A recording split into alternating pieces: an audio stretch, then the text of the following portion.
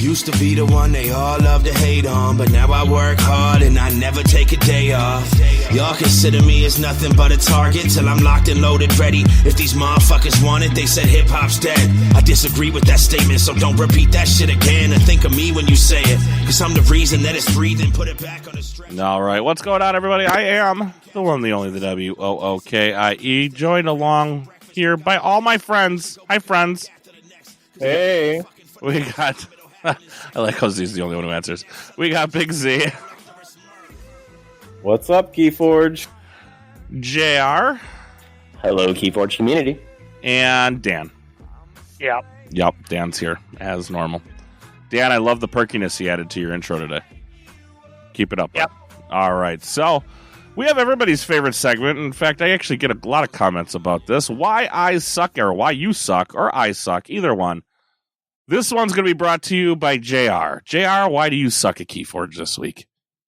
So the main reason that I suck Keyforge this week is knowing when to cycle your deck and when not to cycle. Had a really, really interesting outcome. I was playing an Archon deck, and so for me, this was relevant because I wanted to go ahead and make sure that I was leaving behind specific cards that I could cycle out to be able to do damage on the other side of the board.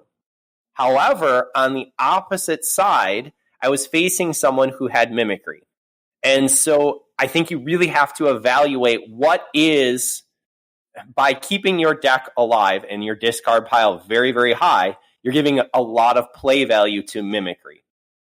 Had I gone ahead and cycled, and it was off, I literally timed it by one card. Had I just drawn the extra card, mimicry would have been a dead card. I would have been not as well off, but in comparison to the play with mimicry, I was much farther ahead. So kind of knowing where your deck is, where your opponent's deck is, and being able to time that appropriately, I think that's the reason that I suck at Keyforge this week. So knowing when to cycle versus not to cycle, what you have versus what your opponent has. And I threw a couple of different cards down. So Artanu and Chain Gang, we want to be able to keep in our deck. We want to be able to go ahead and keep cycling back through. Mimicry and Furnace, well, I don't want to have pips left around, and I don't want to have actions left around for people to go ahead and borrow or copy. So that's my little tidbit for you all, trying to take that next level, trying to get into a little bit higher understanding for Keyforge. But check. What's the goal of your deck? What's the goal of your opponents? And what honestly is going to hurt you more if you're both in this situation that I was? So I guess the question I would have for you is what would have weighed out the better options? The better option, I was facing a double mimicry deck. And so mimicry had the ability to, I pushed to be able to get to check. So by keeping Artanu viable, is I could reap and I could get to 6 for my final key. And I was up 2 keys to 0. However, that call completely swung the game because mimicry allowed for my opponent to be able to make a really nice play. I honestly forget off the top of my head what it was. I don't know if that was a board wipe or if that was a big steal, but it caused some issues. And from there, they were able to reestablish the board, and they were able to come back. And that was the turning, defining moment in that game. And so I ended up actually losing that game. And definitely a reason why it needs to be up this week of why I suck at Keyforge. So in the end, you came to the conclusion, hindsight being 2020, that the risk wasn't worth the reward. No, we were playing Chainbound. I was having fun. I looked at it as I can get to check. So I looked at that ABC, always be checking. And I made that my priority. But had I slowed down an extra 30 seconds, an extra minute, looked at it and gone, I'm facing a double mimicry deck, and I'm better to go ahead and slow up one turn. I'm up 2 keys and turn my deck so that they have no options. That's the difference. And as a result of not doing that, it was a huge fail. I guess my question is, if he doesn't have the double mimicries, do you just go forward for the win? I think that in that scenario, yeah, you're looking at what is your opponent trying to do. So for me, yeah, I have no problem staying with Dis and going ahead and calling it, getting to check.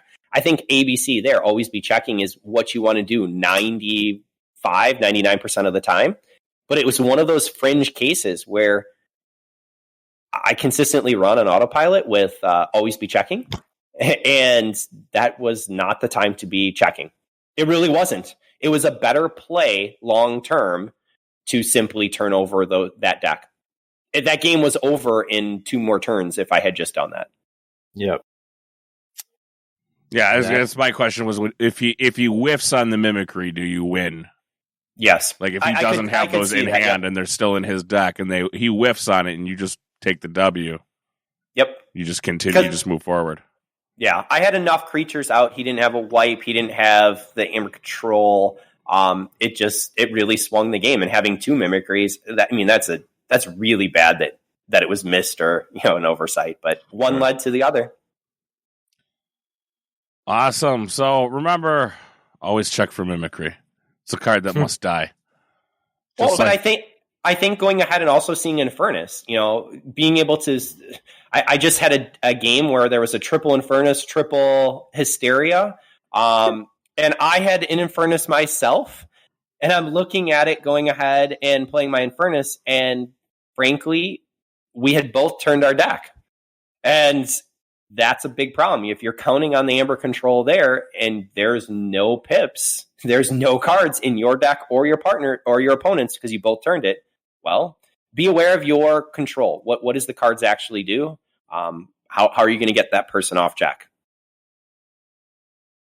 And how can they get you off? Correct.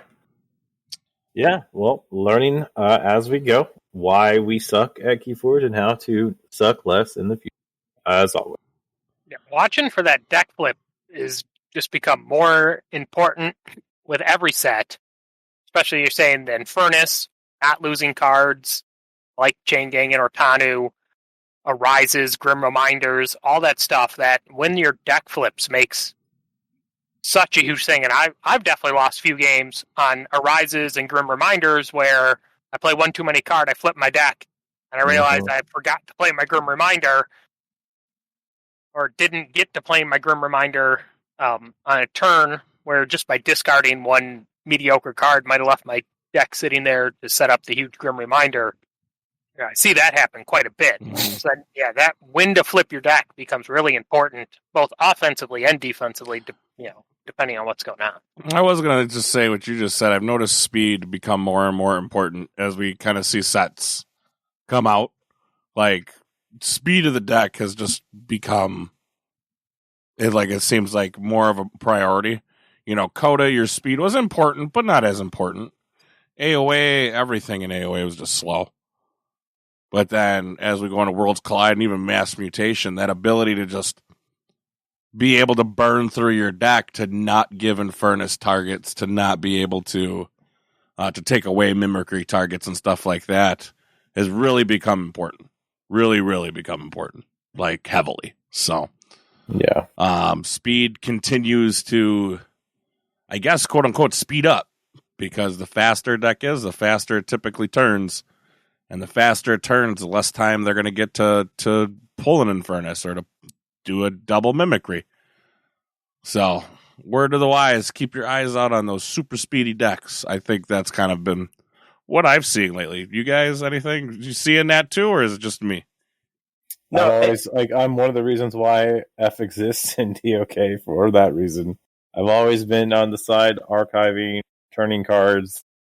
I mean, when there is no resource attached with the number of cards you play, like almost every other game, the ability to play more cards per turn is going to more consistently generate wins. Yeah, I think we've always said that. Like, cards in this game kind of are your resources, and the more you can play, the better off you are. Pretty much. There are some decks where it just doesn't work because it doesn't. You're not drawing towards a goal. Mm-hmm. But as long as the deck achieves a competitive goal, F is valuable. Well, but I think we've talked about this before. Both Sheep and I have gone ahead and said our frustration. We feel almost obligated, like we need to have Logos in some of these competitive decks. Because it's the best. Logos brings a lot with that F, with the speed, but the problem is in the game, you can play as many cards as are in your hand. So there's a real advantage to archiving, to being able to have a large hand, to being able to play multiple cards at a time, because frankly, you're not punished by it. You're actually advantaged to be able to draw more cards. And so that's why for so long, Logos has been absolutely dominant and a key piece. Now, that's in some of the top end decks, and that's why we consistently see it there. Has control become less, I don't want to say less effective, but less of a focus point? Like I remember a lot, not too long ago, we were looking for the control of the weeks through Restring Guntuses. The answer is very evident in the meta, and the answer is no, it has not become less effective. It's just, it looks different. The reason why Infernus is meta dominant is because of the control aspect, not the 2 Amber that it crushes. It is entirely because most decks do cycle. If you're removing their best cards from cycle during cycle 1, you are controlling their ability to win the game. Do you consider Infernus a control card? Yeah. Do you? Yes. To a degree, I would agree with you. I would say he's more lowering your opponent's expected number, but I guess I get to see the control factor. You haven't been listening to our own podcast, have you? No, I have. He does the editing. I do all the editing, so I have to listen to everything. We have talked about how people who are using Infernus as primary Amber control often actually end up generating a deck they can't beat because it becomes so creature focused that you can't deal with it anymore because they just cycle creatures. Yeah, if I'm sitting on a 3 Infernus deck, I'm looking at probably taking out 3 pips out of those 3 plays. The other 3 cards, I am going to try to remove their primary keys of their win con. If that happens to also have a pip, that's just gravy. But I'm looking for stuff like City State. I'm looking for stuff like Mimicry. I'm looking for stuff like their Ronnies or their Bonithings if they have a way to recur them. Their Infernus. Even to be able to go ahead and see what is the key piece. If they need to control board, I can take out their board wipe. Yeah, okay, now they're correct. Flux. So I think that's a really underutilized piece from many players, who are kind of in that mid tier, or they're trying to be able to get the next step, but they just keep playing Infernus for the sake of here's the Amber. And there's times where you need that pip, but it makes it way too efficient. Too efficient. Yeah, if your Infernus isn't taking them off E, targeting important tools is more important than Amber. Yep. Often. Not always. It does, to some point, does dictate what other Amber control is in the deck. If the Infernus is a big chunk of the Amber control, that is a little bit different from what we're talking about. But a lot of B+ or better decks, it also has other elements to Amber control in the deck, or else it's not B+ anyway. So you can be focused on this is what my deck does, and I know this is what it does. I've identified my opponent's deck. This is what my opponent's deck does. So if I get a chance to burn X, Y, or Z card, my chance of winning goes way up. That's what you need to be doing. Because lesson of the day. And nothing like the Infernus on Infernus fight where you're playing chicken. Yeah. Well, I can't put my Infernuses out until you put your Infernuses out. Because I got to purge them. Board wipe and purge all my Infernuses because I have Exhumed. I don't want to lose value. Correct. I also think the underutilized piece from many players is the idea to purge your own pointless cards. So if you can go ahead and hit cards that frankly are dead cards, you're making your deck thinner, and that makes it more efficient on your side too. So if there's no Amber, if there's no key cards in your opponents, think about going ahead and hitting your own. If there is Amber and key cards there, think about still, is there something that you can make yours more efficient? It's going to have to be a cost analysis. What are you gaining from that play? Yeah, the deck you referenced yourself that you're playing against, the 3 Hysteria, 3 Infernus, I know that deck. It's mine. One of its own win cons is purging out all of its own Untamed, and then you're just playing Shadows and Dis the rest of the game, and it becomes hella oppressive because they can't do anything. Yeah, there was, at one point we looked down and there was 19 cards purged from one deck, and there was another 10 that was purged from the other deck. And it goes very, very quickly. Yes, it does. The cards just disappear, and then you're starting to, hey, I'm cycling every turn, every other turn, or whatever it is. It's very, very interesting. All right. So moving on, we did get some news from FFG. Not Keyforge news, but L5R news. So L5R is no more. This is kind of they're going through their last cycle, and then L5R is going to become not a thing for FFG anymore. And I think a lot of people are looking at the fact of what does this mean for Keyforge? Keyforge is kind of, when it comes down to card games, I believe, and you guys can correct me if I'm wrong, it's kind of the last of the Mohicans for FFG competitive card games, I guess. There's no more L5R. Star Wars Destiny is gone. Star Wars LCG is gone. What else did they have? They had another one too, and I can't remember what it is, but this is kind of it. What does this mean for not Keyforge? Really my arena for all the stuff that they have as far as other competitive games, because this is all I play. But I personally can't think of any others. What was coming out when Keyforge, before the world shut down? The Marvel game? Yeah, Marvel. Well, that was a co-op game. So that really, I guess I've noticed with the Lord of the Rings co-op game. Yeah. I don't know. I didn't know they have a isn't that a board game? Oh, there's a card game too. Oh, was there a co-op card game? Yes. Okay, I was unaware, but I'm assuming that's still being made. But I think there's a lot of different things we have to look at because I know a lot of people are having the panic attack right now. Am I wrong in that? Well, no. Some people are because they don't keep up with what's really going on. So, I mean, as sad as it is, the real sort of news of this week is Call of Discovery. Another podcast got to interview Aaron, the designer. Yep. So that's really where all the Keyforge news to talk about has really come from, is from an interview on another podcast, sadly. But that is what it is, and he is currently working on set 8. Set 6 is done, set 7 is done, he's currently working on 8. And then the other thing is everybody's looking at this one post about L5R being dead, which was already a game that had about the smallest game community you can get, right? Yeah. At this point, I mean, it's an LCG. It's a living card game.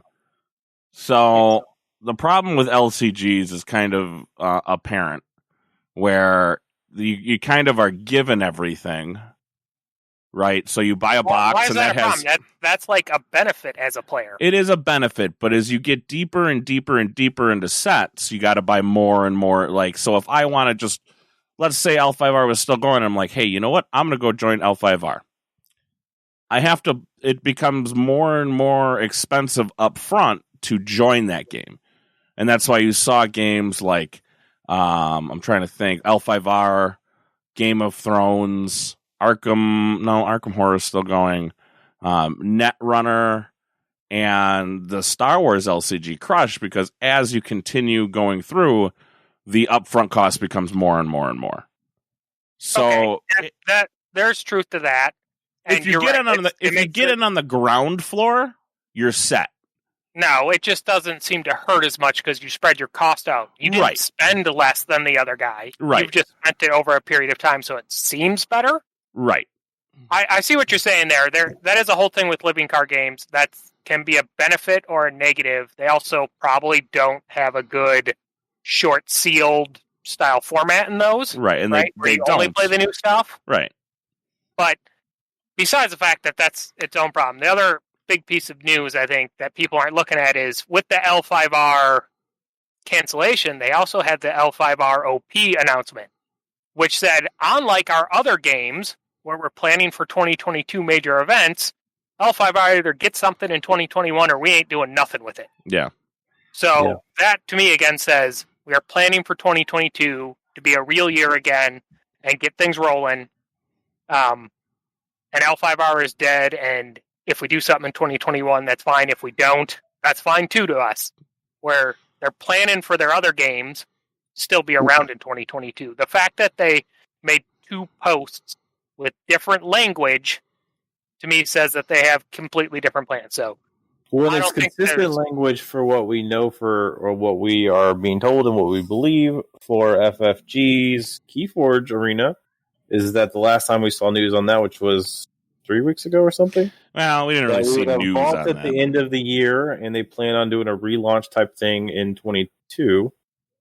So that does kind of stay consistent with what we want. Yeah, I mean, it does. I mean, they were saying 2021, that's what they're looking at, but, hopefully 2022 for sure. But, again, it depends on the world. Yes. Right. Where this other game, they said 2021 are dead. Yes. Yeah. Well, so they did not say that for what we're doing for our game here. And No, but I can see why people are fearing, the inevitable axe coming for Keyforge. Like, Keyforge has been that way from go. Like, when I was in Seattle to play my first Vault Tour, there was already posts way back then, first Vault Tour ever, about how long would it last, and is it going to die because FFG was all their stuff. Like, that's one of the first, some of the first stuff I read on Facebook. Is there ever been a card game released that after you bought the first stuff, there wasn't already people saying this isn't going to make it anywhere? I mean, y'all know this is the only thing I've ever played, so I'm just saying, from my experience walking in, this has not gone away. I don't think it's any more or less frequent than it's always been, except there's one period of Keyforge where I can guarantee there was more doomsaying than any other period, and that was during AOA. Because it was that damn bad. I mean, Magic did have the most money I've ever spent on a deck, and it's AOA. Actually. You got a real good Twice. one. I played it personally myself, and it is very, very good. Twice now, I've spent the most money I've ever spent on decks, on AOA decks. I'm just a fool. Yeah, and one of them is good. But you've gone ahead and pointed that out, Sheep, is that for competitive, top tier AOA is very, very good. It just means that you have to find that top tier of AOA. And that's where it happens to have a high SAS. It is normally not a high SAS because AOA is very tricky. He just found the best of both worlds. Yeah, I found that deck that just has all the good Coda cards in it and a couple of good AOA cards. Yeah, it's got good AOA cards and mostly Coda cards. It's like a, I don't know how to merge those. Call of Ascension deck. Call of Ascension. But I mean, does this really mean anything for Keyforge? I guess it's kind of a wait and see. I mean, I don't think anything's changed. There's still the same amount of Doomsayers as have always been. Yep. I am super hopeful. I know FFG can't do anything about the state of the world, but hopefully we do get back on track and events do start at the end of 21. I've seen a lot of other murmurs about other event type things starting to take place at the end of 21. So hopefully it all kind of reboots around then, and we can have a really great Christmas. Yeah, and I'm going to go ahead and say, in my opinion, call me naive, but no news is good news here on Keyforge's front. Keyforge was not shown to have that same outcome, so that means potentially more money for Keyforge to be put into it. The Keyforge community online is absolutely amazing, and I'm playing more Keyforge now than when it was in real life. So I do continue to encourage everyone, get on, play games. There's so much to be able to partake in. So the lead developer over on L5R was an assistant developer on Keyforge, so he also has more time to work on Keyforge. Yep. Woo-hoo. Fantastic. But so I guess no doom and gloom yet, or don't get too crazy. On the doom and gloom. All kinds of games get canceled under all kinds of companies. That doesn't worry me at all. Like a card game with probably a smaller player base than Keyforge. I don't know if I've ever met anybody personally who plays L5R. There was a bunch so when we were in Illinois last year, is it 2 years ago now? It might be 2 years ago now. 2 years ago now because it was canceled last year. They had if the you're big ever thinking about something event. that happened, you have to skip a year, so it's always 2 years. Well, and at Gen Con 2 years ago, next to you guys was the L5R players. So I guess at the Chicago one, at our Chicago event at Schaumburg, I'd say the L5R group was smaller than the Keyforge group. They were about a quarter of the size. It wasn't that small? I don't remember. I remember we had 250 some odd people at that event. But outside of our events, at the shop or whatever. I've never seen never. L5R people play, anything like that. So like I know the actual player base is way smaller than ours, and we were super new, obviously. Had the world not shut down, I thought we were trending up very high, getting prepared for all sorts of the new stuff. But anyway, what do we got next on our list here? Speaking of events that have happened, I believe there was an event last weekend for Valentine's Day. Yes, the KFPL ran our Forging with Friends doubles event. People were having a blast, it seems. I got a lot of positive feedback about the event. And then Challenge super crashed on us, which was super unfortunate. We offered a refund to all of the players since it was a cash-based event. And also because of that, we extended since we didn't have any monetary prizes, since we offered the refund, we decided to extend our KFPL slots to add an additional whole person per group. So I believe, Ewok, I sent you the names if you want to kind of let people know where our pairs finished and then who got invited to the KFPL based on the February event. Yeah, so really big shout out to all the people at KFPL. I know that was tough. It was not what you guys wanted. On the player side, I can say I had an absolute blast. X-Ray was a great partner. It was a lot of fun. And I do hope that we get a chance to be able to see that type of event in the future again, because it's something that was unique and it was fun to be able to play with a friend. I do want to comment on that real quick. Before the event had crashed on us, we were finished with round 6. In 6 rounds in, we only had 2 pairs drop from the event in total, which if anyone's been to any competitive event, after like round 2, people like start dropping like flies. So that was cool to see. I mean, we spend time talking about these events to try to offer something fun and engaging. So we were glad that people enjoyed it, stuck around for 6 rounds. Unfortunately, it ended how it ended. But originally, we were thinking about not running it again till February. But given the positive feedback, I might think about it for over the summer. I know as soon as possible, we're going to try to do a sealed Dark Tidings event, because obviously that's going to be what people are going to want to do.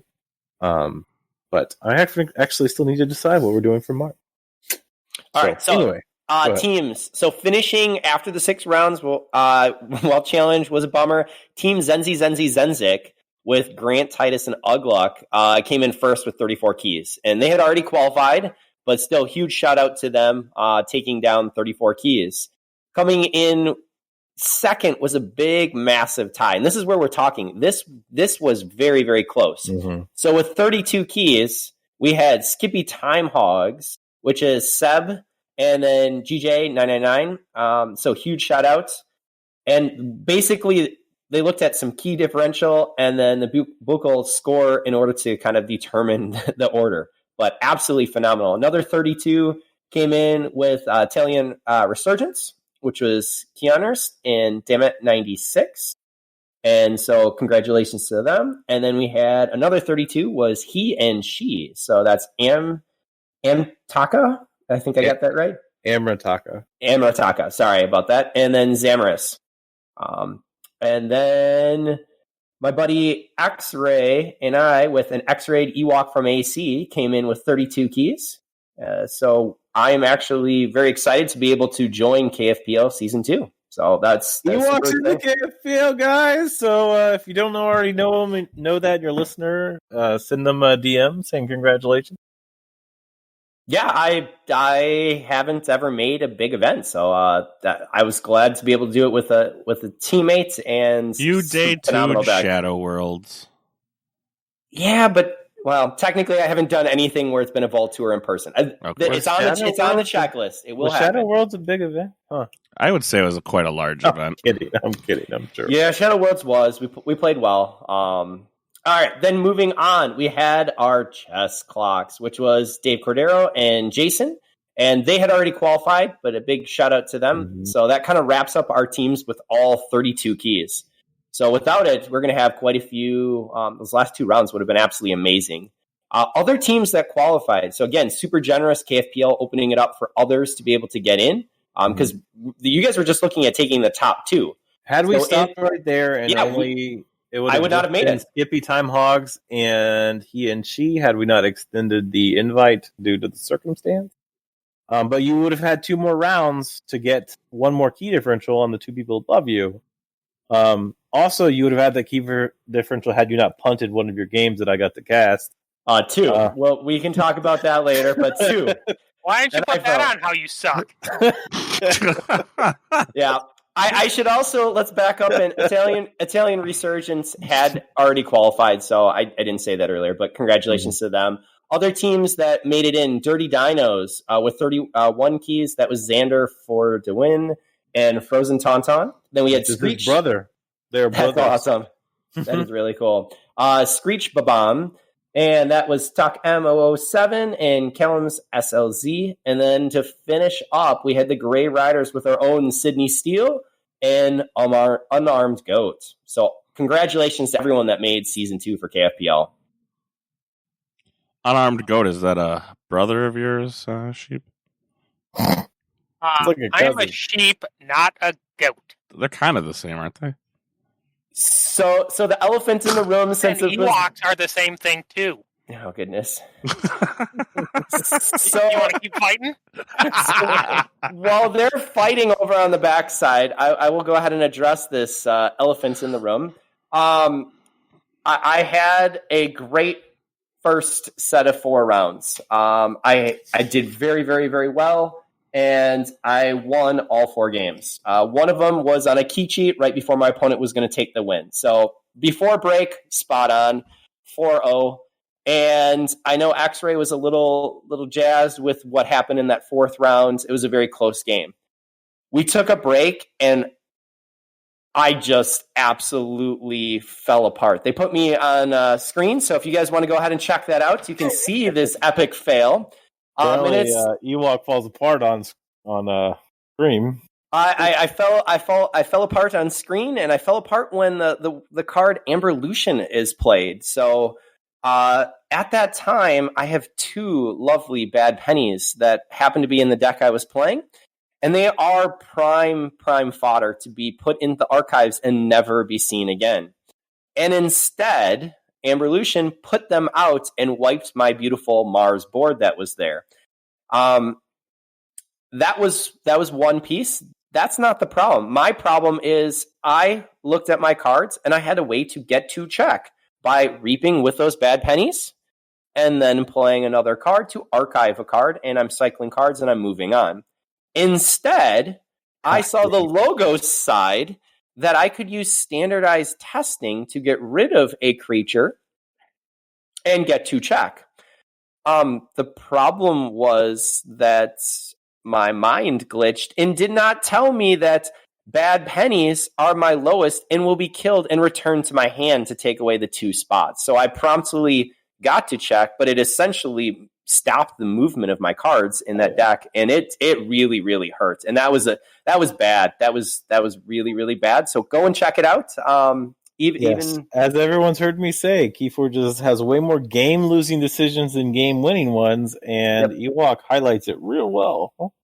But I think that's important, is that we can all be there. I don't consider myself one of those elite players, but at the same time, you got to be able to play when you're there, and you got to see each situation. So it happens. Try not to get into tilt and be able to move it. Time. Yep. But I think when it happens, don't get yourself on tilt. And I saw that in game 2. That was game 5.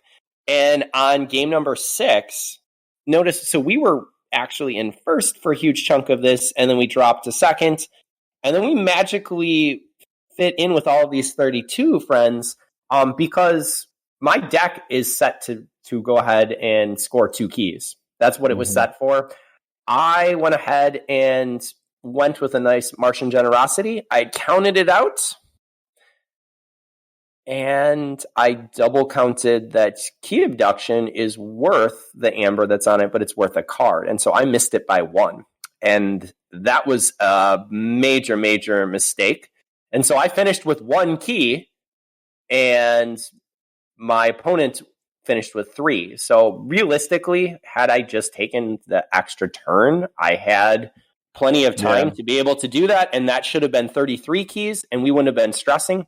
But when Challenge went ahead and basically went down, my heart was all in a big giant knot, because I saw rounds 5 and 6, and I saw my buddy X-Ray playing absolutely amazing, and that was, I lost us a key, and then I lost us 2 keys. And so the total was 3, and that 3 just magically bumped us out based on tiebreakers. And I was sitting there just like stunned, absolutely stunned, because the deck had no issue. It was the player in that case. And that player was me who basically let X-Ray down.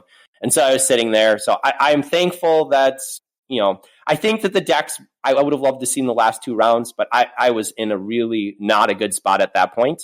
I just got up and walked. There's nothing that you can do. Yeah, I can't change what's happening in the challenge. Take a walk. Yep. So I know that X-Ray said that he went for a walk and he actually came back and people were congratulating him. I took a walk and then came back and just stared at a screen. So I think X-Ray, you made a better choice. But please know that things happen, and so it's really neat to see that we're in. Let's see what Triad's going to bring. For sure. Alrighty, Dan, why don't you tell us what we got?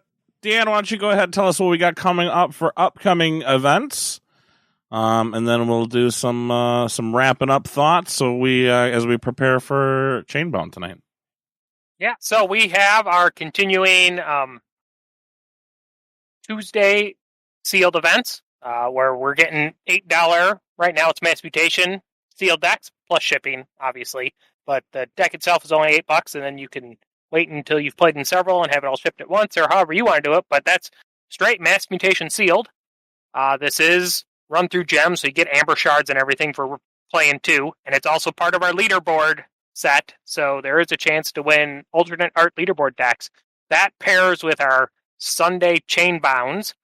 Again, this is run through gems, so there's amber shards, chains are hung, and this counts towards the leaderboard. This one costs nothing, so you can come play on Sundays for free. The regulars are playing under their Archons Corner Arms Reduction Agreement, so they're playing at 75 SAS cap lately. So you can come show up with stuff in that range and expect to have fair and fun games. And then we also have Thursday night Chainbounds, where it's open field. Bring the heat, show off your guns, have some fun.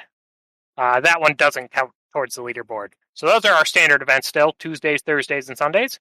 And then you could also be like Sheep and just play sealed and go ahead and bring out some 56 SAS and be able to show people how to, I don't need a SAS number. I'll take you down anyway. So there's a lot of fun decks that are being played, and the amount of laughter that I hear on the Discord as people are chatting, it's wonderful. So I encourage everyone, come on, check it out for our leaderboard and for Chainbound.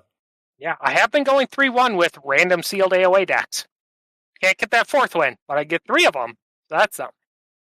And then our big event starts not this Saturday, the 20th, but the following Saturday, the 27th, will be the Gauntlet, which is a very exciting event that is 4-deck, 4-set sealed.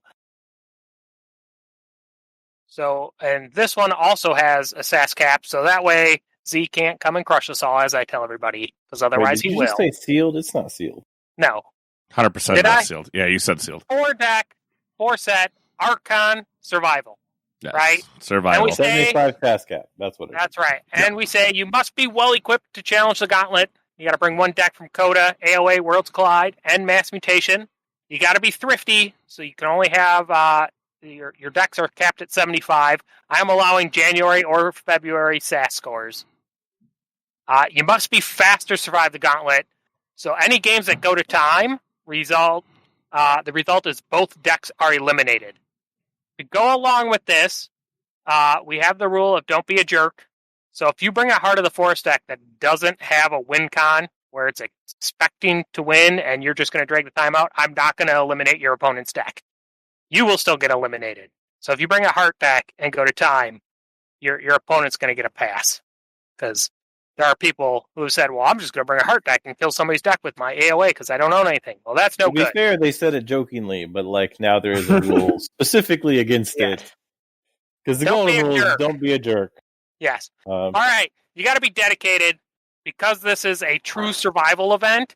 It could go a lot of rounds. Right now, we're at like 10 signed up, ready to go players. We have another week. So I expect to get a few more. I'm in. We're planning for Don't up forget to about 7. me. Yes. We're planning for 7 rounds on the 27th. And then if we have enough players that we need to, we're going to run up to 7 more rounds on March 6th, right? If we had a full 48 players in this, which is kind of the high end of what I would dream for this, I would be expecting to run 7 rounds on the 27th and 7 rounds on the 6th. As it is, if the player count stays lower, we probably won't have to run a lot on the 6th. After that, any other additional rounds will just be run league style with the players that are left, and they'll get them in when they can. Right? You got to be invested. It's $15. Got to be on the Discord. You got to register with us, and you can find all the information, obviously, through our Discord, which is attached to the show notes all the time. Yep. So that is the gauntlet, right? So it's awesome. You got to play all your sets, have a ton of fun, and then the prizes, right? Because it's all about prizes. For some of us, we have the Shadows Premier OP kit to give away for this. So that's that Dusk Runner figure. We got We got Dusk Runner playmats, and then I have house tokens from all 3 houses that they've done them for: Star Alliance, Shadows, and Dis. We have the house tokens from all those, and then we're also converting every 8 players that sign up is going to be a box of Dark Tidings that goes into the prize pool as well. So if you go check out the spreadsheet, it explains how all the prizes get given out, but you can win Dark Tidings figures, you can win Dusk Runner figures, you win these cool house tokens. So it should be a fun event with lots of, good, fair competition because we're SASCAPing it. Alrighty, I think that's going to do it for us tonight. Actually, we're right on schedule here for our Thursday event, Chainbound event. So let's go with Z. Any final thoughts for tonight? Just keep playing Keyforge. We will have some updates from KFBL coming soon about the March event. Get in the events, get playing, and have fun. JR? I want to send a big shout out to all my Texas friends. I know that you've been hit pretty hard with the weather, so anyone down south, stay safe. We're thinking about you. If you can, play Keyforge. If there's anything we can do, please reach out to us on Discord, or at least me. We're all part of a family and a community, so we care about you guys. And Sir Dan. Yeah, keep forging keys, keep playing in events, keep supporting your local stores. Keep that muscle memory up. Right? Yeah, go practice shuffling. You remember how. Yeah, I don't remember how. That's going to do it for us this week, guys. Thank you so much for tuning in. We'll see y'all next week.